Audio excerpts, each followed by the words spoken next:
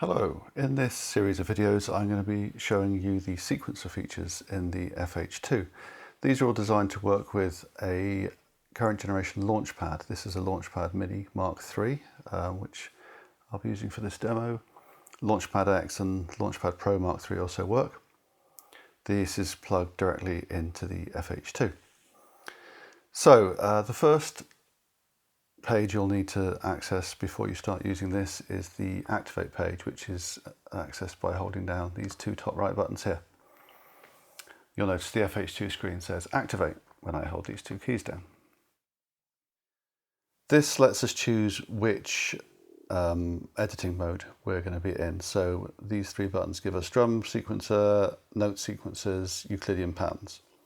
For the sequencers, we've got activate buttons and mute buttons. So I'm going to activate the drum sequencer and it's not muted, and then when I'm in this mode I'm now in the drum sequencer. So this is fairly familiar lane-based editing. I've got these lanes connected to some drum sounds in the modular, driven from an FH-2 actually through a FH-8GT extender. And then it's just a matter of pressing buttons to trigger notes.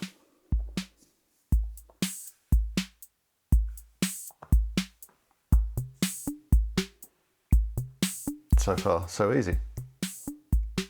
So time goes from left to right, and pressing a button toggles on and off. This button gives us accents. So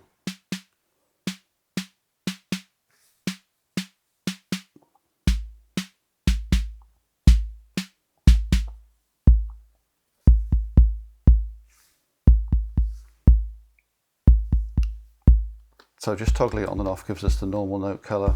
With an accent we get a stronger note, which means higher MIDI velocity. So in these cases I've got these hooked up to triggers in the FH-2 with a velocity accent output, and they're connected to some tip-top drum modules which have an accent input, which means I can get two different levels of velocity, two different levels of volume on my drums, which is quite nice.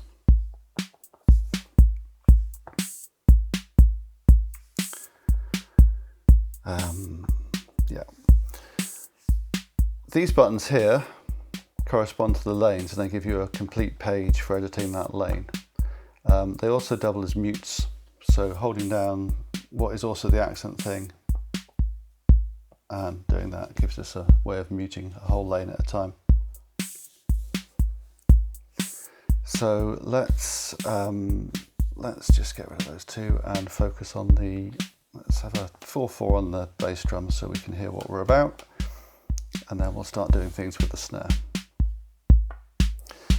So once we're in one of these pages, the display changes and lets you change the whole pattern at once. So the bottom 4 rows are the whole possible 32 steps. At the moment there's only 8 steps, but you can have up to 32. The way you change that is holding this button and pressing the end step.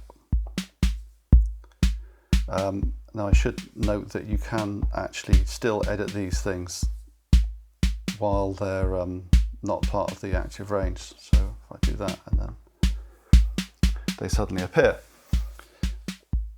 If you don't just want step 1 to step whatever, you can actually select a whole sub-range by holding it, pressing the end, and then pressing what you want as the first step. Like so.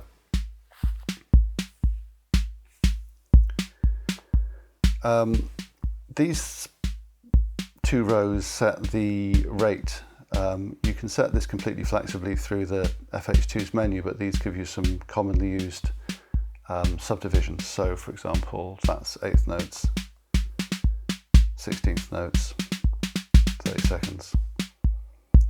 The blue ones are triplet values.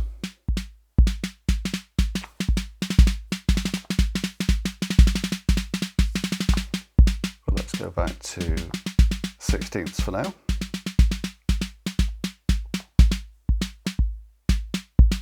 So the row of yellow buttons here are resets, similar to the resets that exist in the Euclideans. Basically resets the pattern to step 1 every certain number of beats. So for example, if I make a 7-step pattern, that is now going out of step with my bass drum. If I press that to set it to reset every 4 beats, I get a pattern that resets. So although it's a kind of a 7-step sequence, it's going back to something that makes sense with a 1-bar structure, or more often.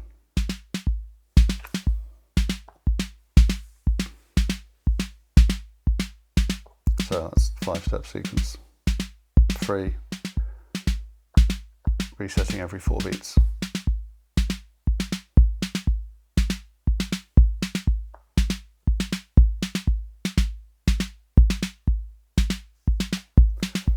So that's kind of useful. The other ones I'll mention on this page are these two up here, which are the nudge buttons. So they move the pattern by 1 step left or right.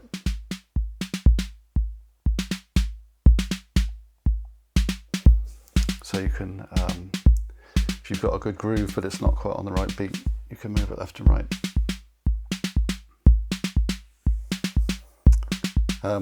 So once you're on these pages, you can go to the pages for the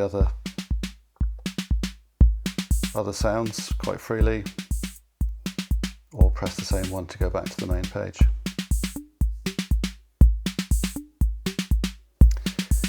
And then the other ones I've not mentioned are these. Now these give you access to the pages of 8 notes. So for the, let's make sure that resets, and we'll go for a 16-step pattern on the snare. Then for the snare,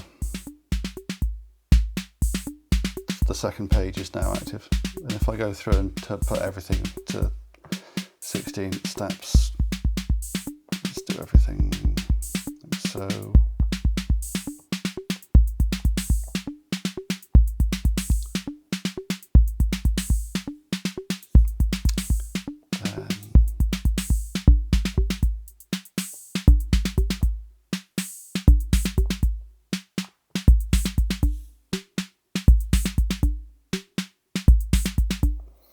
Yeah. So everything that's got 16 notes per sequence is now on the second page.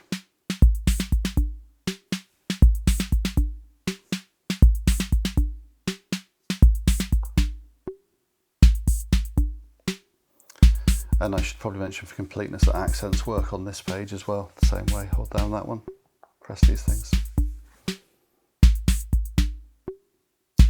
The last bit of the drums section are these 2 buttons, which is the load and save. So basically they're a load of slots. You can save a pattern.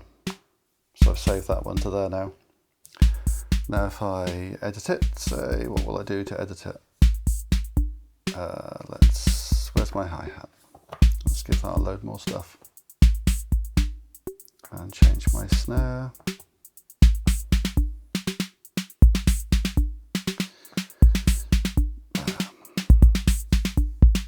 Okay, so if I save that as a different pattern, then I can load the previous one, or load the second one I saved. So also while you're in load, I should mention that loads nothing at all. That's basically just a reset.